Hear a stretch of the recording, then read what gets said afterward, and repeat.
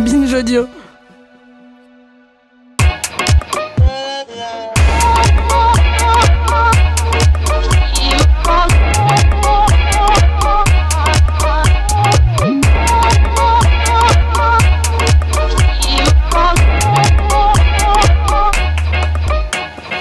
Bonjour à toutes et à tous et bienvenue dans Kiffe ta race, le podcast qui saute à pieds joints dans les questions raciales. Comme vous le savez, dans Kiffe ta race, on parle sans complexe d'arabes, d'asiatiques, de noirs, de blancs.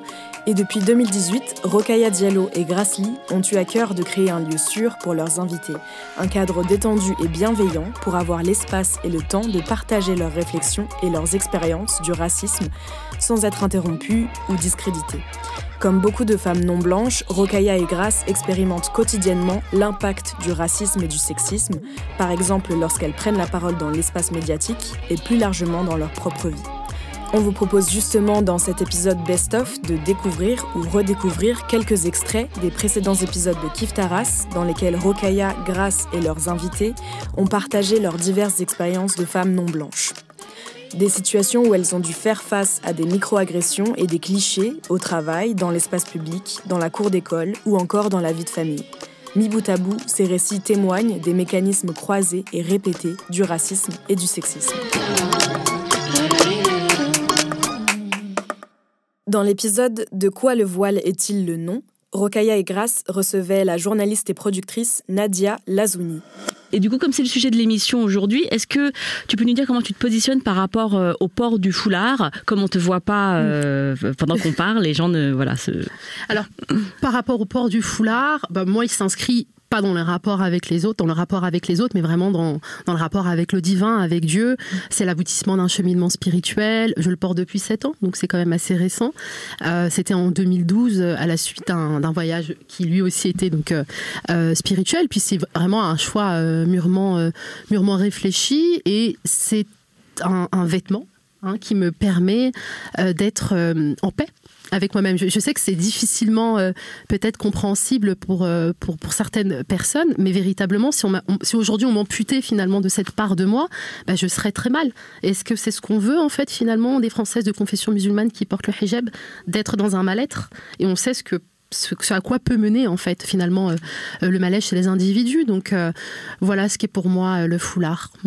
Et tu as dit sur un plateau de télé où tu as été invité pour donner la réplique à un homme politique issu du Rassemblement national que tu as dit il est plus approprié de parler de foulard parce que le foulard couvre et le voile dissimule. Moi, j'aimerais que tu m'expliques pourquoi est-ce que du coup en France on dit tout le temps le voile. On dit le voile à l'école, le voile à l'université, le voile ci, le voile ça. Et du coup pourquoi est-ce que on n'utilise que ce terme-là? Parce qu'en fait, je pense qu'il y a aussi un débat sémantique en fait en rapport avec le foulard ou avec le voile. Enfin, si surtout lorsque c'est la classe politique, médiatique, enfin bref, toutes ces connivences qu'il y a parfois entre ces deux espaces, quand ils parlent de voile, il y a cette volonté peut-être de dire que c'est ce qui cache, c'est ce qui nie l'identité de la personne, etc. Et d'ailleurs, l'interdiction de la dissimulation du visage dans l'espace public, dans cette loi de 2011, on a beaucoup parlé de ce voile, de cette burqa qui couvre, on essaie de mettre la femme à l'abri des regards des autres, etc. Alors que je pense qu'il faut juste à un moment donné dédramatiser le truc et de dire non, en fait, les mecs, c'est un foulard.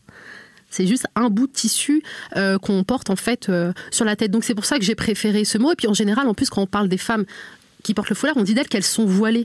Donc en fait, on les réduit aussi à ce foulard, à ce voile, que lorsqu'on dit qu'on porte le foulard, ça va être très compliqué de dire oui, c'est des femmes foulardées.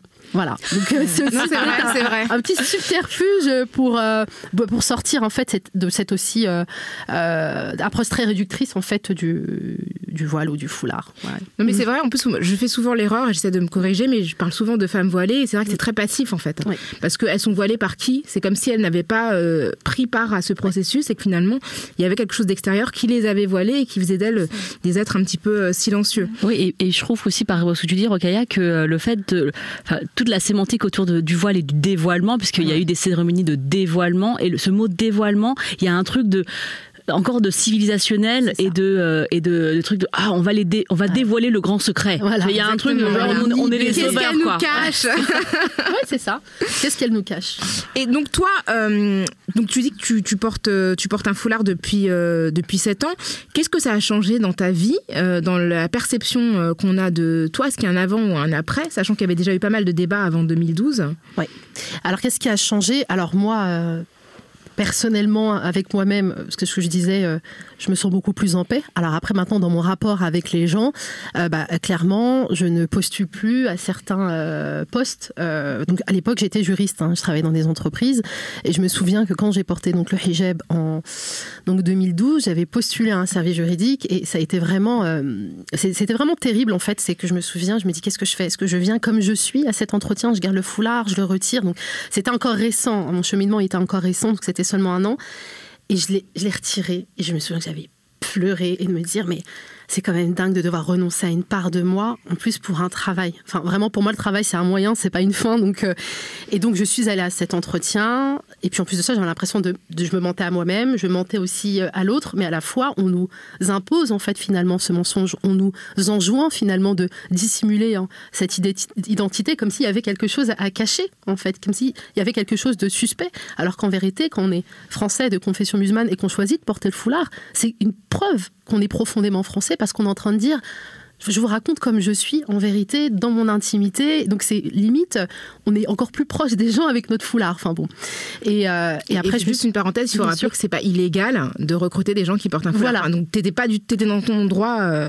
Exactement. Merci effectivement Rokhaya de l'avoir rappelé. C'est que surtout à cette époque-là, oui clairement. Enfin, faut quand même le rappeler, c'est que dans les entreprises de droit privé, l'employeur est garant de la liberté religieuse de ses salariés. Mais c'est que finalement la politique, c'est tellement comment dire, il y a une intrusion du politique, même dans les sphères privées, dans les entreprises, de toute façon on l'a bien vu avec l'affaire Decathlon, que du coup je me suis dit, j'ai besoin de ce job en fait. J'avais besoin de gagner ma vie, je l'ai retiré, j'ai passé l'entretien et je me suis dit, les 2 jours après, j'ai remis mon foulard. Et je me suis dit, non, je peux pas mentir davantage.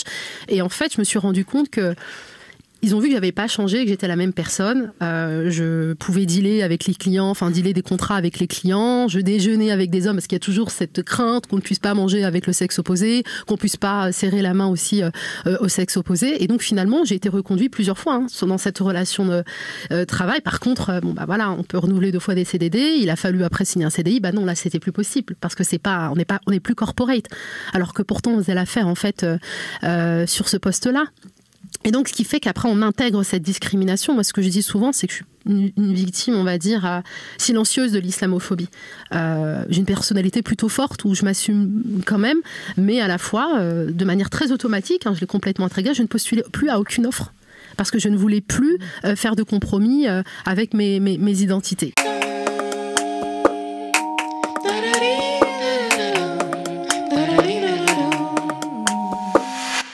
Dans l'épisode Ne m'appelle pas Beurette, Lisa Boutelja, actrice et artiste, était l'invitée de Kif Taras. Et est-ce que tu as entendu parler de ce mouvement dans les lycées récemment, le mouvement du 14 septembre, le hashtag lundi 14 septembre, et balance ton bahut, pour revendiquer le droit de porter ce qu'elles veulent? C'est une liberté que toi, tu affiches totalement dans ton travail, le fait de pouvoir être qui tu es, sans concession, à part vraiment ce que tu prônes. Est-ce que tu as suivi ça, le fait de ces jeunes femmes? Jean-Michel Blanquer, ministre de l'Éducation, qui dit qu'il faut porter des tenues normales. Voire des tenues républicaines. Et avec ça, on se souvient de la collégienne de 15 ans qui était scolarisée à Charleville-Mézières, qui avait été interdite de cours au motif qu'elle portait une jupe trop longue, une jupe noire trop longue. Ça, c'était en 2015. C'est arrivé à plusieurs reprises. Oui, ça arrivé à plusieurs reprises. Ouais. Charleville-Mézières, je crois que c'était il y a quelques années déjà. Oui, c'était ça, ouais. Parce qu'elle ne respectait pas la fameuse loi de 2004 sur l'interdiction des signes religieux à l'école publique. Donc, en fait, c'est l'interprétation de cette loi qui a été mobilisée parce que est-ce qu'une jupe longue peut être interprétée comme un signe religieux Ça dépend. Es-tu musulmane ou non? C'est sûr que... Présumé ou pas? Moi, c'est bon, je peux en porter. C'est ça, voilà. Est-ce qu'on présume que ta jupe a quelque chose à voir avec ta religion? Et auquel cas, certaines jupes vont être considérées comme religieuses et d'autres non. Il y avait eu un problème aussi avec une jeune fille. Toi, par exemple, aujourd'hui... Ouais, c'est ça. Là, je suis en tenue islamique. Mais j'ai la tête découverte. Est-ce que ça passe?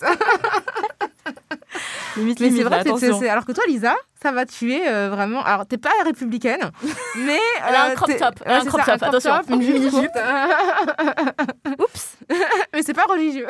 Après, moi, je suis totalement pour que les meufs, elles puissent mettre ce qu'elles veulent, quoi. Mais en fait, le problème, et là, ça rentre en compte dans l'intersectionnalité de mon identité, c'est-à-dire que pour moi, en fait, le droit de vouloir mettre des mini-jupes, en fait, ça rentrerait presque dans un truc d'émancipation sexuelle, donc j'ai pas envie de faire partie, parce qu'en fait, on est hyper sexualisées, nous, les femmes d'origine maghrébine, et de dire que j'ai envie de mettre des mini-jupes et c'est ça qui va me libérer, non. Clairement pas, en fait. Parce que c'est une binarité aussi contre laquelle je lutte. C'est-à-dire qu'il y a la binarité de la femme voilée qui serait dangereuse pour la République et la femme, la beurette, le cliché de la beurette qui serait du coup hyper sexualisée, une catégorie porno. Et voilà. Et en fait, moi, je ne veux pas faire partie de cette binarité parce que rien que de par mon identité complexe, c'est impossible. Et on est toutes dans le cas là. C'est-à-dire que penser qu'on est soit la beurette, soit la voilée, c'est encore penser ce truc hyper colonial qui est de penser qu'on est interchangeable, alors qu'on a une pluralité de parcours, de vie, d'identité. En fait, en tant que femme, on est élevé dans l'idée en fait, que notre propre corps, le simple fait d'être une femme et d'avoir une enveloppe corporelle féminine, ça peut nous mettre en danger. Et le simple fait que de sortir dans la rue, il faut faire attention à ce qu'on met, à nos comportements, à pas parler trop fort, à pas mettre de mini-jupe, enfin voilà. Et donc voilà. Et du coup, le vêtement pour toi, c'était une manière de un petit peu conjurer ces injonctions qu'on fait aux femmes de ne pas se mettre en danger du simple fait de leur corps. Bien sûr, mais c'est une arme en fait. Dans Comment survivre au taf, Rokhaya et Grace ont reçu la coach Marie Da Silva, créatrice de Nkali, l'agence d'empowerment et de stratégie dédiée aux femmes racisées et leurs problématiques professionnelles. Il y a d'autres questions que je voudrais te poser par rapport à la position spécifique des femmes non blanches. Il y a une question qui nous tient à cœur ici, c'est la question de la fétichisation des corps non blancs. Donc j'imagine que il y a des cas spécifiques de harcèlement contre les femmes non blanches auxquels tu as été exposée. Et puis l'autre question, c'est la question de la compétence, de l'incompétence présupposée, effectivement, où systématiquement on a besoin de se justifier, on a besoin de prouver, on a besoin de travailler plus, ce fameux adage, pour obtenir moins. Comment tu abordes ces questions-là dans ton travail ? Alors déjà, la question de la fétiche, en fait, on s'en rend pas compte. Hein. En fait, il ne pourrait avoir de féminisme universaliste. Tout simplement parce que l'expérience des femmes non blanches, déjà, c'est une expérience racialisée. Par exemple, quand je coach une femme noire, quand je coach une femme asiatique, l'expérience du sexisme va être différente. D'accord ? Mais en tout cas, ce qui nous rejoint, le point commun de nos expériences, c'est l'hypersexualisation. C'est-à-dire que l'hypersexualisation, c'est quand on va attacher en fait un caractère sexuel à quelque chose qui ne devrait pas forcément en avoir par rapport à ce que la personne est. Tu vois ce que je veux dire ? Moi, j'ai eu des trucs. Enfin, moi, j'ai eu une cliente qui travaille plus en France depuis, mais qu'on appelait la geisha. Oh mon Dieu, c'est horrible. La souplesse avec laquelle ton collègue arrive le matin, toi t'as même pas bu ton café, salut la geisha, ok, c'est comme ça que je commence ma journée de travail. Enfin, les femmes noires, c'est femmes noires au travail, c'est si t'es pas entre guillemets la mama qui fait des gâteaux tous les vendredis, on t'aime pas. Si t'as le malheur d'être, et pour de vrai, hein, si t'as le malheur d'être trop bien habillée, on va dire que tu es méprisante et hautaine. Enfin, c'est des trucs complètement fous, mais quand on en parle entre nous, on se sait. Et pour dire en fait à ma cliente en fait qu'on appelait la geisha, je lui ai dit écoute, voilà, à un moment donné, il faut jouer aussi sur les stéréotypes qu'on nous appose. C'est-à-dire que concrètement, t'es une femme asiatique, donc on croit que t'es dans la retenue partout, tout le temps, etc. Donc on t'appelle la geisha, tape un coup de pression. Et en fait, c'était vraiment ce cas, c'était vraiment marrant parce que on s'est retrouvés à aller crier dans un parc où je disais c'est pas comme ça qu'on crie. Ah mais non, mais redresse-toi, vas-y crie-moi dessus. Et tous les gens nous regardaient comme c'est quoi ces deux personnes folles là. Et en fait, je lui ai dit voilà, je lui ai dit dans un mois tu cries sur ton collègue. Il a dû être choqué. Ah mais elle avait la date et tout. Elle avait la date, parce que tous les jours il y venait de sa petite remarque, etc. Et je lui ai dit dans un mois tu vas crier sur ce collègue. Elle l'a fait. Et c'était un truc lié au travail ou pas du tout ? Non, c'était au travail. Oui, mais elle criait sur lui pour un truc. Non, il lui a fait une énième remarque pendant la pause déj. Ouais. On attendait la remarque. Hein. Et en fait, je l'avais préparée. Je lui ai dit, c'est comme ça qu'on crie, etc., etc. Et donc, du coup, elle y était préparée. Et elle m'envoyait des textos. Il a rien dit aujourd'hui. Je lui dis, mais t'inquiète pas, demain. Et quand elle se prend la remarque, genre dans la salle de pause, elle s'est levée. C'est la dernière fois que tu me parles comme ça. Et plus jamais il l'a fait. Et je l'ai fait en fait parce que c'était une femme asiatique et que cette espèce de stéréotype comme quoi les femmes asiatiques sont calmes, elles s'énervent jamais, on devait aller à l'encontre de ça. Par exemple, une femme noire, je n'aurais pas conseillé la même chose parce que nous, on a déjà sur notre dos le fameux angry black woman. Stéréotype. Donc, on serait allé dans un truc beaucoup moins frontal. Parce que ça aurait nuit, effectivement. Ça aurait entretenu des préjugés existants. Exactement. Et donc, le fait qu'elle lui crie dessus, tout d'un coup, c'était « Oh là là, faut pas la chauffer. Hein. »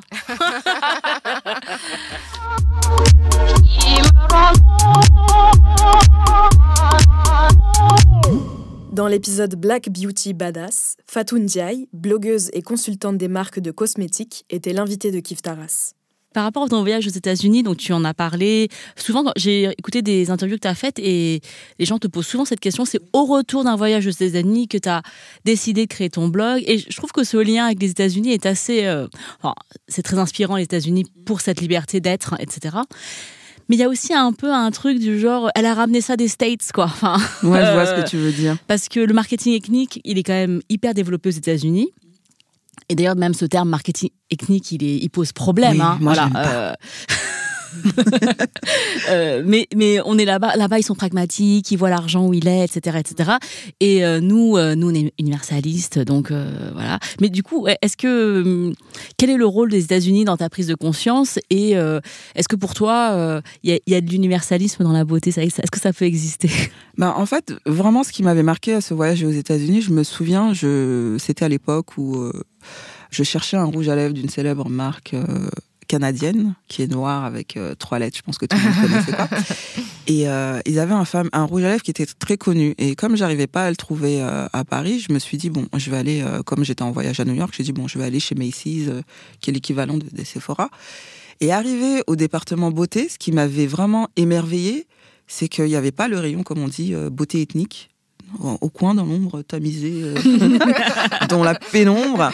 Et de l'autre côté, un rayon beauté normal, quoi. Ouais, avec la lumière. Alors, tout était mélangé. Je voyais des vendeuses et des maquilleuses noires, des femmes du Moyen-Orient. Je voyais même des femmes voilées donner des conseils super belles, maquillées et tout. On voyait des homos, des trans. En fait, on voyait que des gens qui aimaient la beauté. Et vraiment, j'ai été éblouie. Je me souviens, je suis restée 5 minutes comme ça, en train de regarder tout le monde, comme si j'étais dans un magasin, à Euro Disney, quoi. Et je me suis dit, mais il n'y a pas ça en France. Quand j'arrive à Sephora, déjà quand t'es noire et que j'arrivais chez Sephora et que je demandais des conseils à l'époque, la maquilleuse, elle savait pas. Elle me disait, si elle voyait que vous avez la peau noire, elle vous envoyait directement dans les marques dites dans la grotte. Ethniques. Et ça m'a beaucoup marqué. Je me suis dit, mais en fait, c'est ça que j'ai envie de voir. La beauté parle à tout le monde. En fait, qu'on soit blanche, qu'on soit asiatique, noire, maghrébine, indienne, tout ce qu'on veut. Quand on va dans un magasin pour acheter un produit de beauté, on va chercher le produit en se disant, je veux être conseillé. On se dit pas, je suis noire, donc il faut que je cherche la vendeuse noire. Je suis noire, donc il faut que j'aille à ce rayon-là. Et pour moi, la beauté doit être universelle parce que dans toutes les communautés, dans toutes les cultures, la beauté fait partie d'un mode de vie. On ne doit pas cloisonner les gens par rapport à leur couleur de peau. Et c'est pour ça que j'ai horreur du terme beauté ethnique, parce que j'ai envie de dire une celte ou une bretonne aussi, c'est des ethnies, mais on ne va pas dire rayon celte, rayon... Enfin, c'est peut-être bête ce que je dis, mais voilà, quoi, juste des rayons beauté. Et je pense qu'on a des yeux, on est intelligent pour ça, connaître qu'il y a tel produit qui est identifié pour les femmes noires ou les femmes à la peau mate, les femmes à la peau blanche. On n'a pas besoin de parquer les gens par rapport à leur couleur de peau. Le sous-entendu dans beauté ethnique, c'est que les blancs n'auraient pas d'ethnicité. C'est vraiment l'idée que les ethniques, c'est les autres, et les autres, après, c'est beauté tout court. Eux sont normales, donc la normalité, et puis il y a les pièces rapportées. Exactement. Moi, c'est comme ça que je le vois. Ouais, mais c'est ça. Hein. Moi, je suis complètement d'accord avec ce que tu dis, Fatou, et en même temps, il y a une vraie complexité de la question, parce que si on ne crée pas des catégories, elles existent quand même. Enfin, si dans la beauté, on reste dans la beauté qui parle à tout le monde, force est de constater que c'est quand même la beauté blanche qui s'impose. Puisque, tu l'as dit tout à l'heure, tu ne voyais pas des femmes noires dans les magazines. Moi, c'est pareil, moi je suis asiatique. Je crois que jusqu'à 33 ans, je vais bientôt avoir 40 ans, jusqu'à 33 ans, je ne savais pas mettre un eyeliner. Parce qu'en fait, j'avais jamais vu de personnes asiates avec un eyeliner bien mis dans mon entourage, parce que voilà, et ni dans, tu vois, dans les magazines, etc. Et quand j'ai découvert YouTube, enfin... j'ai découvert les youtubeuses beauté. J'ai une copine qui m'a dit mais si, t'inquiète pas, c'est facile. J'étais non mais comment je vais faire? Et il y avait un step by step, enfin un étape par étape là sur YouTube d'une femme asiate qui se mettait un eyeliner. Et c'était hyper important pour moi d'enfin voir quelqu'un qui me ressemble avec la paupière qui est moins large que d'autres personnes faire ce geste qui aujourd'hui du coup je me suis hyper entraînée. Maintenant j'arrive à mettre je l'ai pas mis aujourd'hui, ça se voit pas, mais je sais le faire.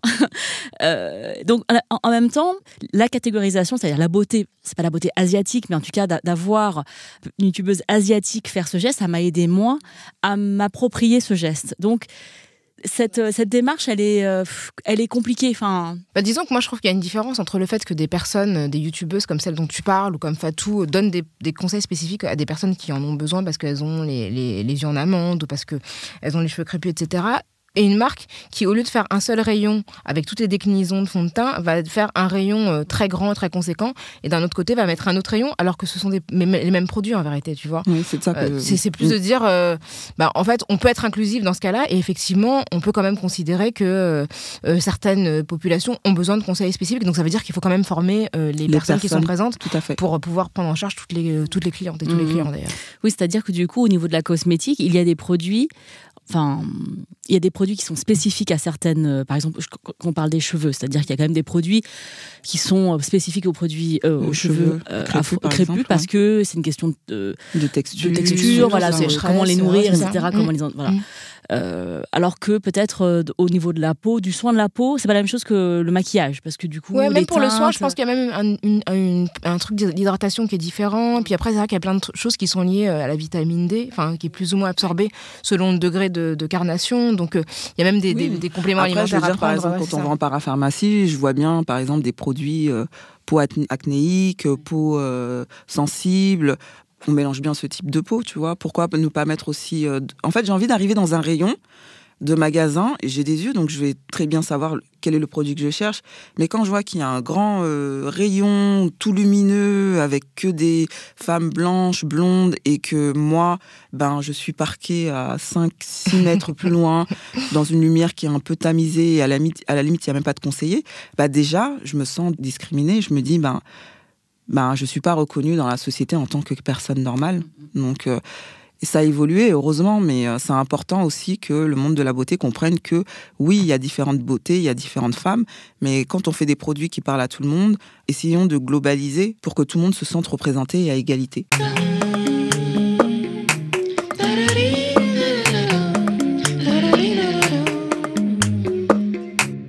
Dans l'épisode Romni est française, l'autrice Anina Chouchiou était l'invitée de Rokhaya Egras. Tu fais beaucoup de descriptions de ce type des discriminations, de l'exclusion que ta famille a subie tout au long de votre parcours.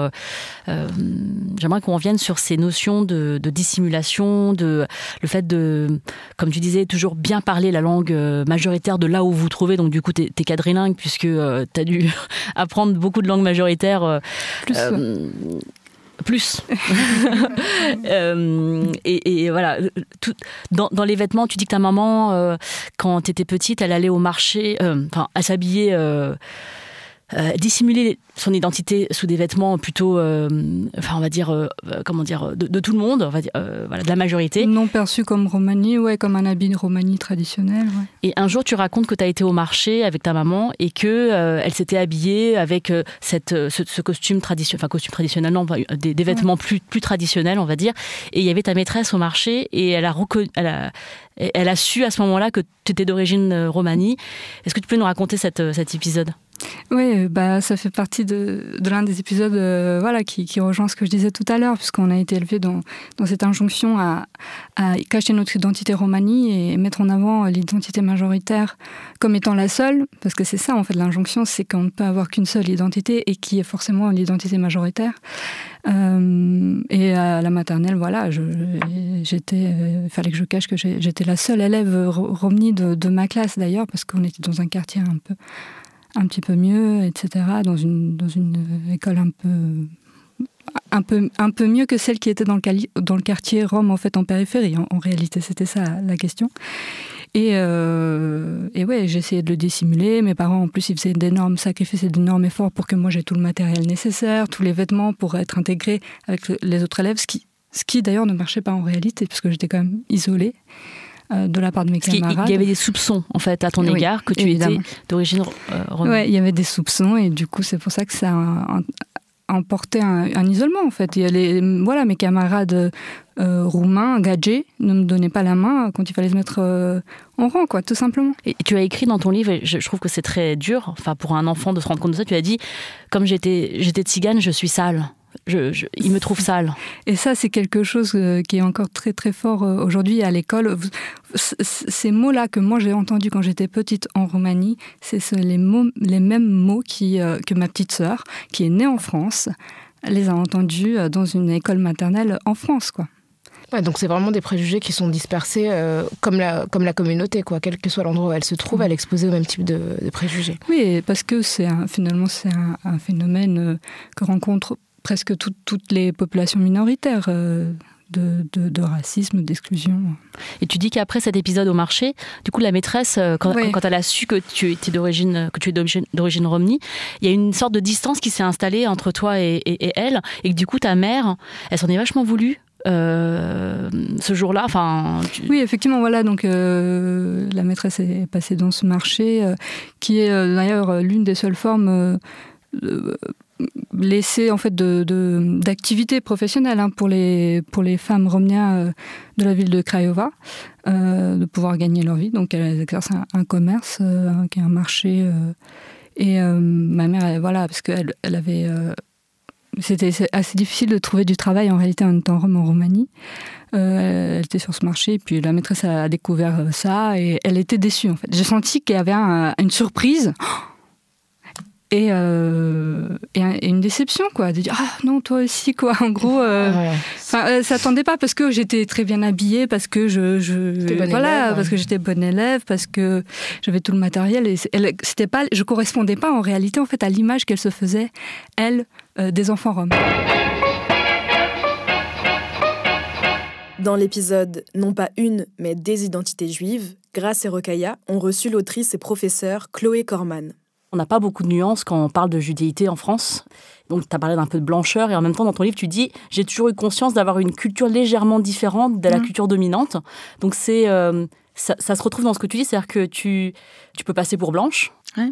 Mais est-ce que tu te vis comme blanche ? Enfin, c'est ça la question. C'est est-ce que entre ce qu'on voit, est-ce que la manière dont tu te vis, ou est-ce que c'est une interrogation qui est venue de l'extérieur Dans le fait de ne pas être discriminée la plupart du temps, même de ne pas avoir l'expérience de la discrimination, en fait. En cela, j'ai une expérience personnelle qui est absolument une expérience blanche. Si ce n'est celle d'être une femme, mais ça c'est un autre angle. Mais en cela, dans cette non-expérience absolue de la discrimination, je me vis comme blanche, oui.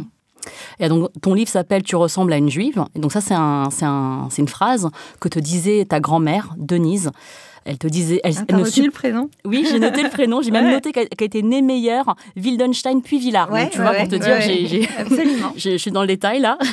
Elle ne supportait pas que tes cheveux bouclés restent lâchés quand tu étais adolescente. Et alors, comment tu analyses ça et qu'est-ce que tu as ressenti à entendre cette phrase ? Mais sur le coup, j'ai réagi très vivement et c'est le genre de phrase qui traverse le temps, qui s'ancre et qu'on finit par comprendre des années après. Donc l'anecdote que tu rapportes, c'est aussi une expérience d'adolescente à rapporter, qu'on peut tout à fait rapporter à l'actualité, c'est-à-dire sur le contrôle. Récemment, on a eu le mouvement du 14 septembre avec les filles qui veulent plus qu'on les contrôle sur la façon de s'habiller pour aller au lycée, mais moi c'était comme ça à la maison. C'est-à-dire qu'il y avait des longueurs de jupe et une certaine forme de correction vestimentaire qui était très présente, et il y avait aussi une police des cheveux. La police des cheveux, ça me rappelle des choses. Et alors ça vient, donc Denise, tu as dit tous ces noms de famille, mais il faut dire aussi que Denise, elle est blonde. Donc c'est la partie alsacienne de la famille. Elle a des yeux bleus. Et elle a aussi été une enfant cachée. C'est-à-dire qu'elle a survécu à la guerre parce qu'à un moment, ses parents ont laissé elle et sa sœur dans une ferme dans le centre de la France pendant des très longs mois pour qu'elle survive. Donc c'est quand même une expérience traumatisante et je pense ensuite qu'elle traverse en étant correcte sous toutes les coutures dans la suite de sa vie. Et une impression d'être discrète et de ne pas avoir à se faire remarquer. Et donc, elle supportait pas que je sorte avec les cheveux pas attachés. Donc, moi, je suis brune, j'ai les cheveux bouclés.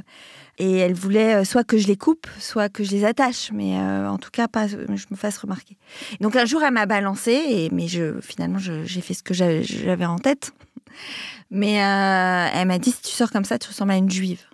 Ce qui est incroyable comme phrase, parce que tout le monde est juif dans ma famille.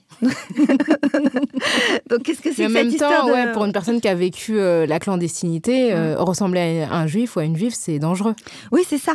C'est aussi la même famille où le nom de famille était changé par mon grand-père de Wildenstein à Villars. Et donc si ça, c'est pas le signe quand même d'un traumatisme, en plus quand ce choix intervient dans les années 50, même un peu plus tard.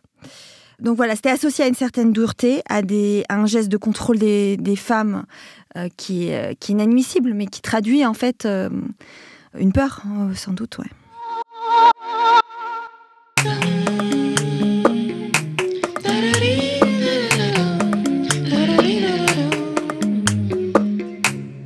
Dans l'épisode Noir et Trans, Rokhaya Aigrace recevait Michaela Danger, artiste et cofondatrice du collectif Case Rebelle. Ce qui va être attendu d'un point de vue de la féminité, par exemple pour moi, ce qui va être attendu d'un point de vue de la féminité et qu'on va trouver masculin, de toute façon, on le trouve masculin chez des femmes noires qui sont cisgenres aussi, quoi. Moi, ça me rappelle ce que dit Joao Gabriel dans le livre. Il parle du réaménagement de la condition noire. C'est-à-dire que les injonctions corporelles qui sont formulées par la blanchité, en fait, elles sont genrées. Et lorsqu'il y a une transition d'un genre à un autre, c'est la perception du genre et de la race sont mêlées et sont modifiées. Moi, je vois bien. Enfin, je veux dire, c'est exactement le revers de ce que quelqu'un comme Sofiane peut raconter. C'est-à-dire que je redécouvre, il y a des personnes qui s'assoient à côté de moi dans les transports en commun, par exemple. Ça faisait des décennies que ça n'arrivait pas. Et je croise des regards que j'aurais jamais croisés avant. Je vois bien que je représente plus la même menace dans l'espace public. Et ça, c'est criant. C'est vraiment très, très flagrant et très troublant parce que c'est pas subtil. Lasseindra Ninja, dans son texte, elle parle du stigmate de la prostitution pour les femmes trans et ce passage et ce rappel de la masculinité noire qui est assez présent. Est-ce que toi, la masculinité noire, c'est une vie qui t'habite toujours? Comme tu disais tout à l'heure, c'est pas des choses qui s'additionnent ou qui se soustraient. Et qu'est-ce que cela signifie? Et aussi, Lasseindra Ninja, elle dit avant de vouloir éduquer les gens sur la transidentité, ça serait bien qu'ils soient éduqués sur le fait d'être noir. Est-ce que tu es d'accord avec cette déclaration? Complètement. Enfin, complètement. Et c'est évident que le chemin vers la pleine réalisation de soi, il ne peut pas s'extraire de la manière dont la race elle a surdéterminé nos vécus, nos trajectoires. Et moi, de toute façon, la masculinité noire et la manière dont je me suis construite avec ça, à l'intérieur de ça, et pendant assez longtemps, j'ai transitionné assez tardivement. Bien sûr que ça reste très, très présent en moi, parce que ça a marqué mon corps. J'en parle, la question de la masculinité noire, dans un texte que j'avais écrit pour le recueil de Léonora Miano, Marianne et le garçon noir. Ça a effectivement complètement conditionné une quantité de mes attitudes et aussi de mes impossibilités de circulation dans l'espace et dans le monde, on va dire. Et encore une fois, effectivement, je m'en suis pas débarrassé avec la transition. Je m'en suis pas débarrassé. Et je reste aussi très proche et très attaché aux hommes noirs.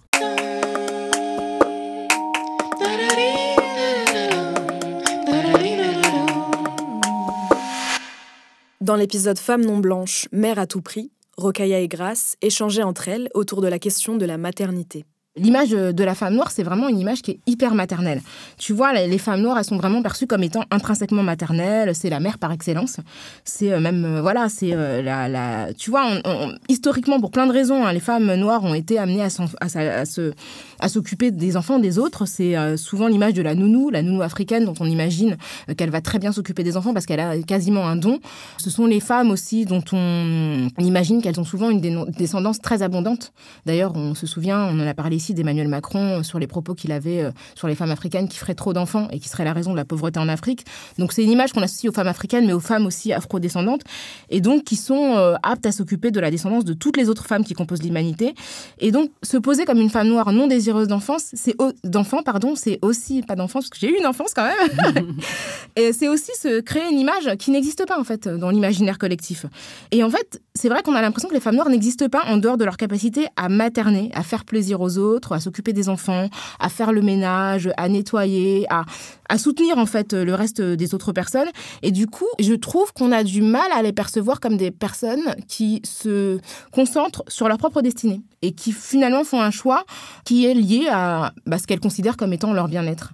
Il y a cette image aussi de la femme potomitan, donc c'est une expression qu'on retrouve dans les Antilles françaises, qui est la femme qui est centrale. En fait, le potomitan, c'est le poteau qui est au milieu d'un logement en fait, et donc qui soutient l'ensemble du foyer. Et c'est évidemment une image qui existe, qui est liée à l'histoire de l'esclavage, qui a placé les femmes dans une position de soutien en fait de groupes familiaux.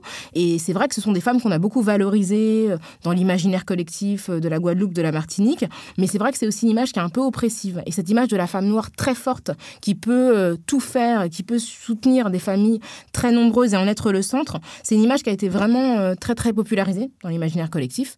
Donc ça, je trouve que du coup, c'est important de montrer aussi autre chose. Et puis en plus d'être une femme noire, je suis une femme musulmane.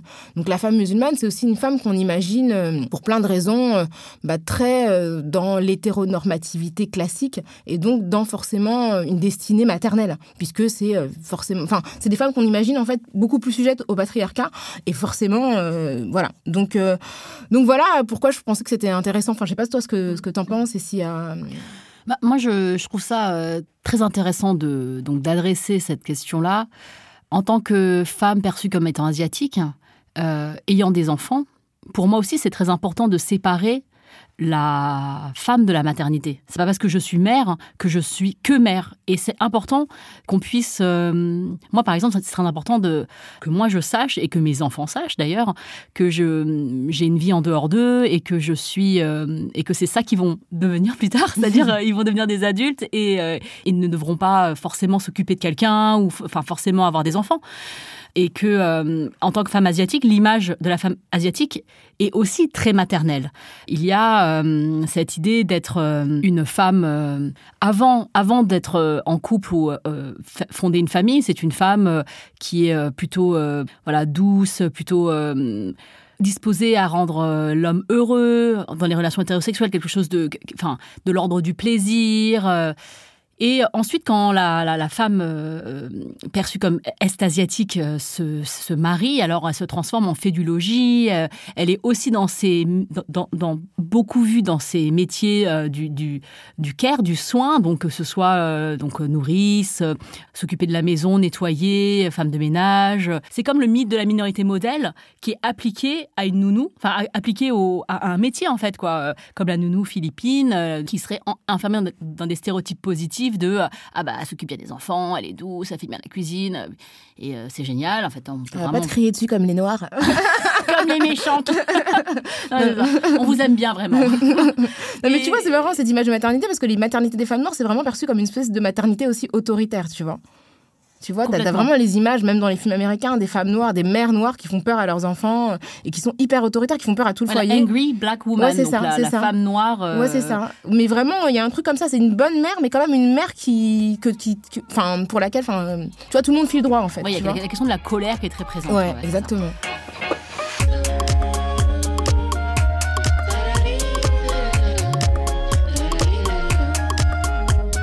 C'est la fin de cet épisode best-of de Kif Taras. Ce podcast est une production Binge Audio, animée par Rokhaya Diallo et Grace Lee.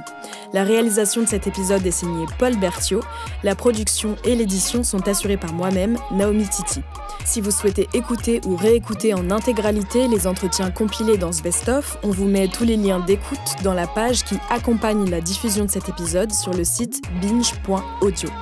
Vous pouvez toujours nous suivre et nous contacter sur Instagram et sur Twitter à @kiftaras ou encore nous écrire par mail à l'adresse kiftaras@binge.audio.